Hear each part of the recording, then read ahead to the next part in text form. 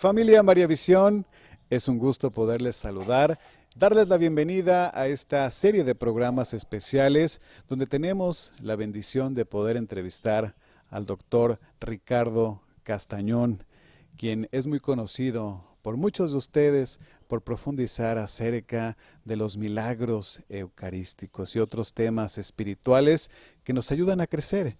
Y hoy, durante la entrevista, hablaremos sobre María, hija del Padre, Madre de la Eucaristía.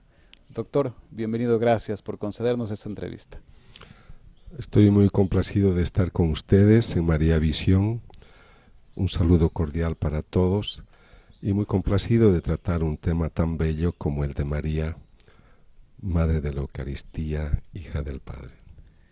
Usted ha tenido esa fortuna de estar cerca, de estudiar esos signos de la presencia real de Jesús en la Eucaristía. ¿Qué ha representado para usted todo este proceso de investigación? Yo jamás habría imaginado que en alguna oportunidad se me ofreciera esta circunstancia que me permite estudiar el pan consagrado, la Eucaristía, ver cómo brota una sustancia rojiza de un pan consagrado. Esa sustancia rojiza se identifica como sangre humana. En algunas partes de esta presencia sanguínea hay unos coágulos.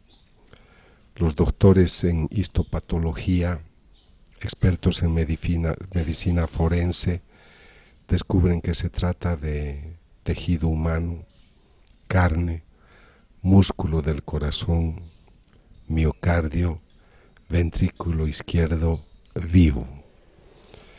Entonces, yo pienso que es una gracia que yo no la merezco, pero he querido responder con dedicación y con amor a este obsequio.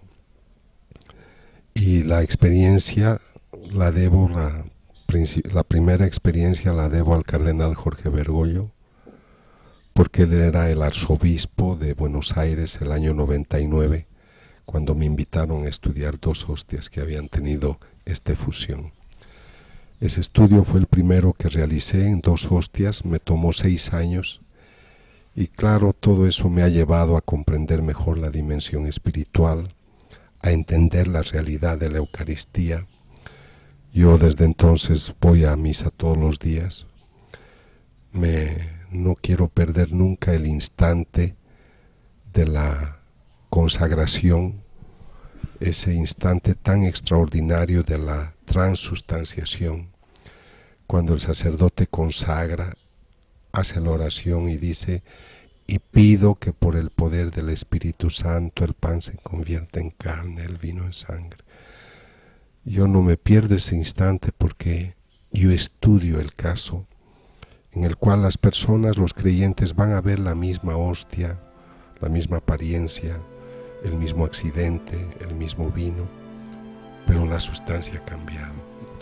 Lo creemos por fe, pero a mí me toca comprobar que eso es una realidad. Los ojos nos engañan porque no ven el cuerpo, la sangre de Cristo, pero la esencia, la sustancia después de la consagración es cuerpo, alma y divinidad de nuestro Señor Jesucristo. Los teólogos que me asesoran me dicen: doctor, el milagro sucede para demostrar que aquello que uno cree es verdad. Con qué devoción la gente católica comulga y recibe este pan consagrado, el vino, porque está convencida de que es el cuerpo, sangre, alma y divinidad. Pero impresiona que en alguna circunstancia, yo hasta ahora he tenido 15 casos, en los que uno tiene esta evidencia y comprueba que en ese poco de pan hay sangre, hay carne.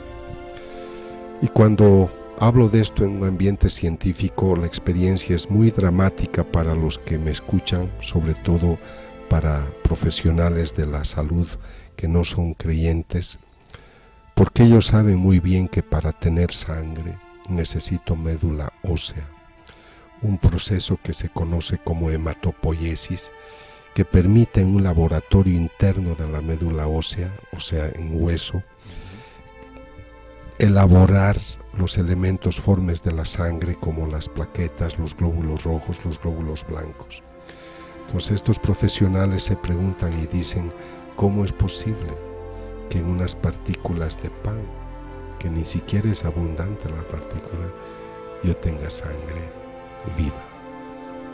Claro, y ya que lo está mencionando, entonces la ciencia, ¿cómo se ha manifestado? ¿Qué es lo que ha dicho ante estos signos tan evidentes, esta presencia real de Jesús? La verdad es que yo he tenido conferencias para miles y todos se conmueven ante el hecho de ver una evidencia tan extraordinaria.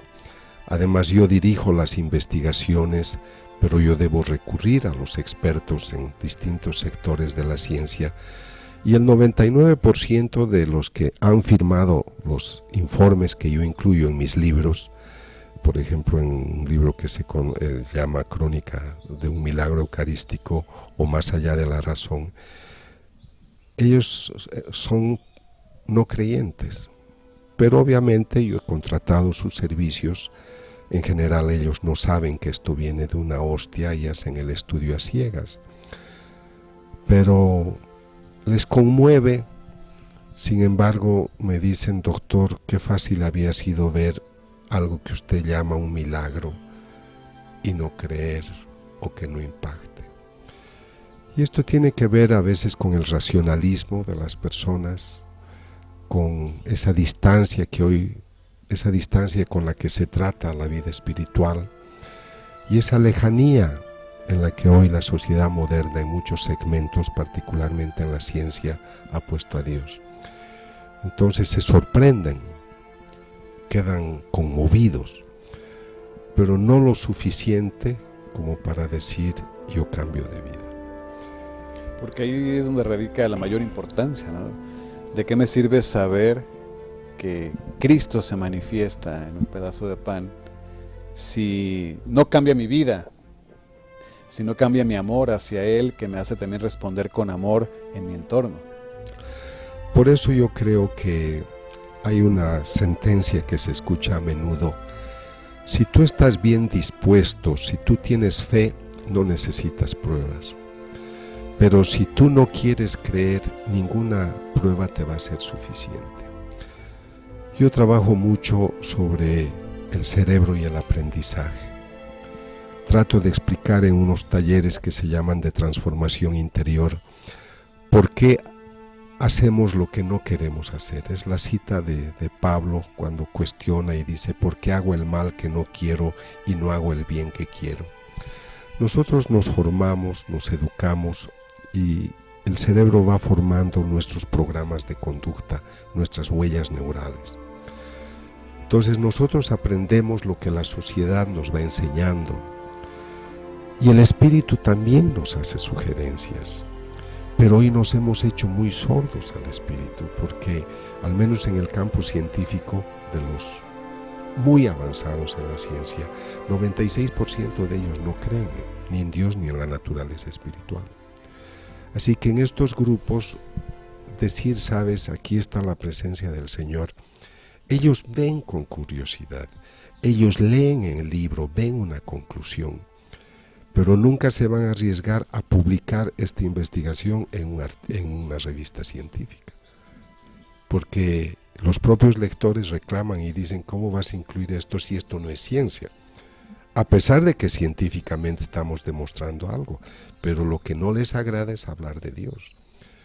Yo he tenido casos en los que las revistas han dicho: es un estudio interesante, pero esto no es el experimentalismo que nosotros queremos. Un grupo de científicos que ayudaron a descubrir lo que yo buscaba, esto en un país importante de Europa, dijo: no vuelvan otra vez porque no queremos ayudar a que se crea en algo que nosotros rechazamos. Entonces, Aun cuando haya las evidencias, prefiero sí, mantenerme al margen. al margen, sí. Y yo cuando he hecho congresos científicos y he invitado a algún profesional ateo para que dé testimonio, en general no han querido. Han dicho, doctor, respeto, yo he descubierto que hay carnes, tengo usted, tiene los documentos con la firma, pero no puedo participar. Bien, doctor, pues si hablamos también que María es madre de Jesús, ¿por qué también decimos entonces que María es madre de la Eucaristía? Cuando yo comulgo hoy, me fascina pensar que en esa hostia que voy a comulgar, como decíamos antes, está el cuerpo, la sangre, alma y divinidad de Cristo, pero es el mismo Cristo que María concibió, el mismo Cristo que María tuvo en sus brazos, el Cristo que caminó con sus apóstoles, el mismo que murió y resucitó. Pero lo que más me fascina es que voy a comulgar y me voy a encontrar con el Hijo vivo de Dios vivo que está a la derecha del Padre. Por eso yo creo que cuando comulgamos debemos tener una visión consciente del gran encuentro que vamos a tener. Porque a veces, sobre todo si uno comulga cotidianamente, existe el peligro de la rutina y de perder la visión de la maravilla de ese encuentro, porque realmente nos vamos a encontrar con un Dios vivo, que en su amor por los hombres piensa en una modalidad tan sencilla y simple: me quedaré en este pan consagrado, en este vino consagrado, accesible a todos ustedes en todas partes. Por eso me parece muy buena la costumbre, el hábito de tener momentos de adoración ante el Santísimo, porque nosotros tenemos que estar delante de Él para que esa presencia también sople sobre nosotros la unción, para entender lo que es esta presencia real. Todos nosotros en general conocemos las experiencias de Faustina Kowalska con el Señor, sobre todo entre 1931 y 38. Cuando Faustina se acercaba al Santísimo, ella tocaba la puerta del tabernáculo y le decía: Señor, ¿estás ahí? Y él le decía: sí, Faustina, ¿qué deseas? Yo no tengo ese tipo de experiencia, pero yo tengo la experiencia de estudiar ese pan consagrado que tuvo efusión de sangre y que tiene unos coágulos de corazón vivo. Y me alegra que uno de estos casos esté en México, en Chilpancingo, Chilapa, donde ustedes han tenido un obispo maravilloso como Alejo Zavala, que quiso hacer las investigaciones y luego de tener el informe teológico de sus asesores y el informe científico, él declaró este caso un milagro. Se ha realizado, se demuestra la evidencia de aquello que Jesús dice en San Juan 6:51: el pan que te daré es mi carne. Y la daré para la vida del mundo. El mismo cuerpo que la Virgen tuvo en su cuerpo y que lo educó durante 33 años y acompañó. ¿Y de qué forma esta devoción sana a la Virgen María nos lleva a apreciar, a valorar y a ser parte de nosotros este gran regalo del cielo que es la Eucaristía? Si yo pienso en la figura de María, yo he estudiado mucho los místicos desde el siglo XII hasta nuestros días y entiendo que cuando la Virgen recibió la visita del ángel y recibió el anuncio, ella probablemente tenía 14 años y medio. Era una niña, pero ella confió: tú vas a hacer esto, hágase en mí según su palabra. He aquí la esclava del Señor. O sea, creo que hay que entender esa confianza, esa sencillez.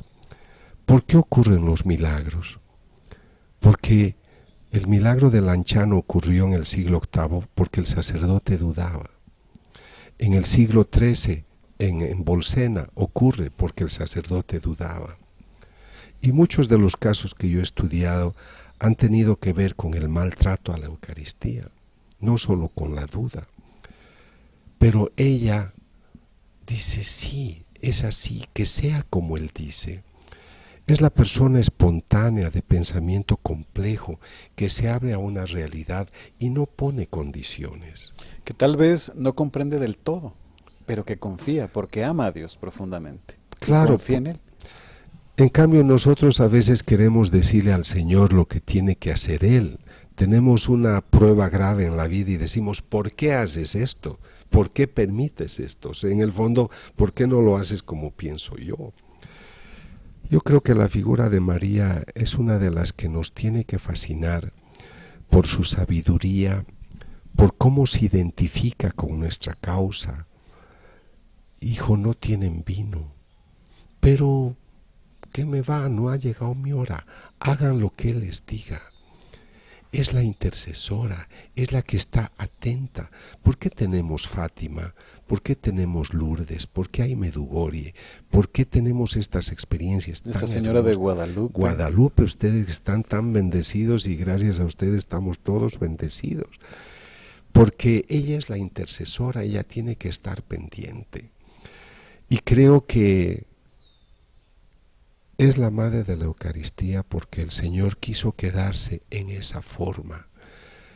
Y esa forma que el Señor asume es la misma forma de creación que existió el momento que ella fue concebida.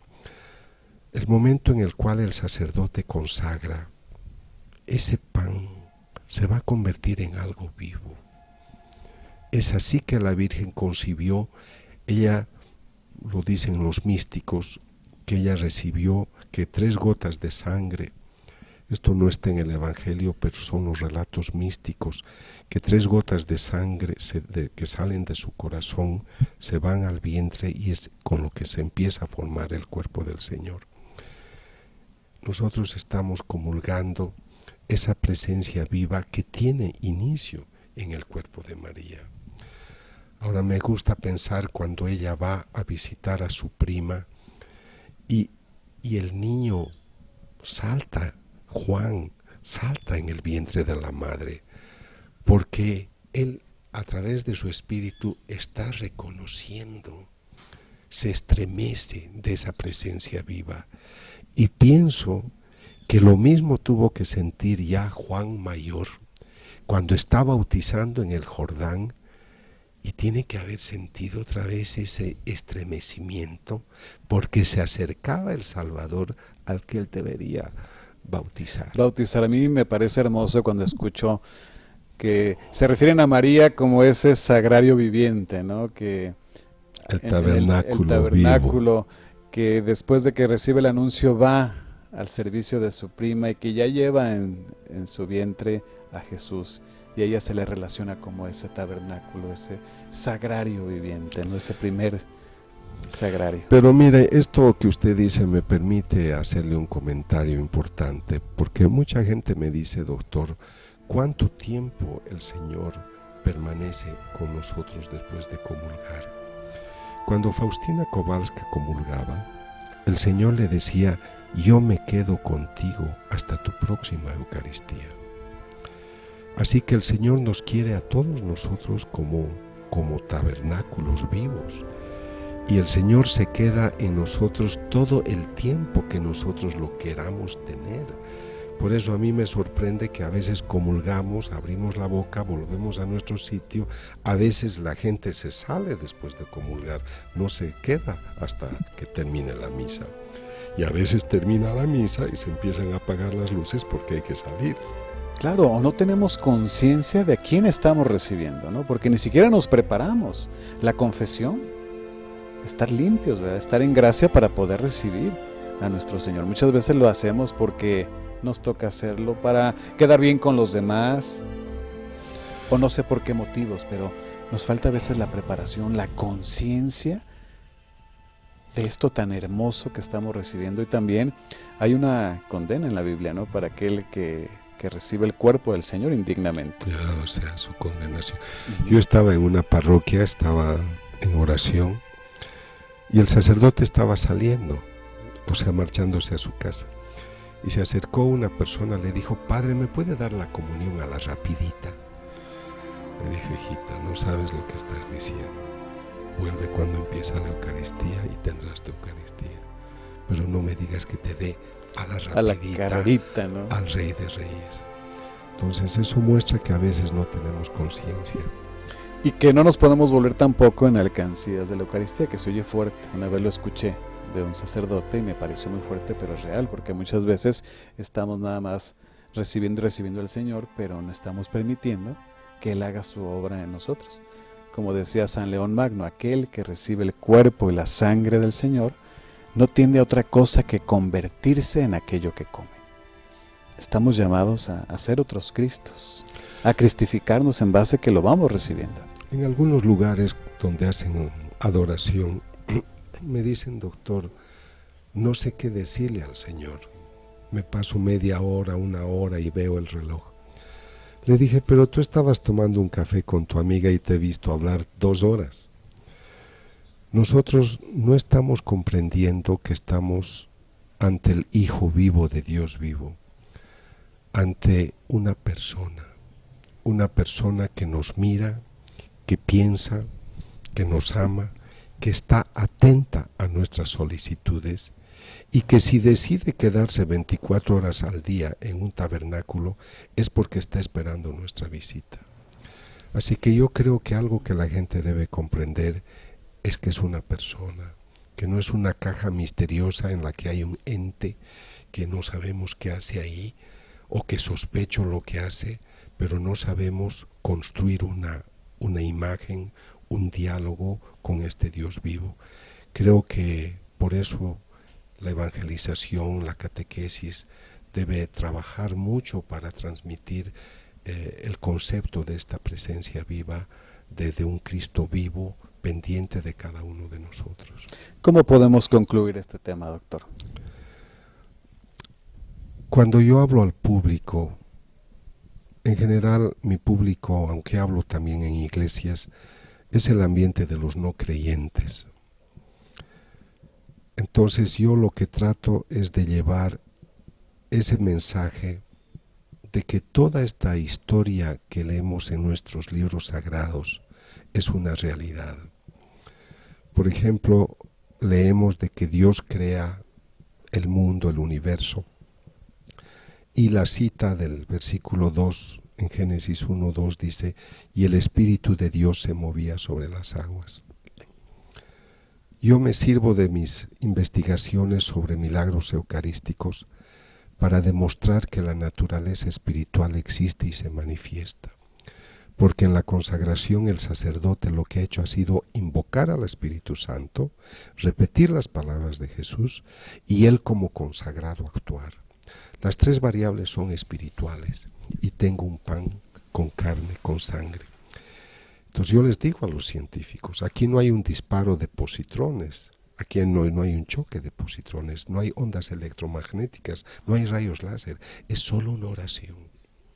Y aquí tú tienes ese poder del Espíritu Santo que se manifiesta, y este pan se ha convertido en músculo del corazón vivo.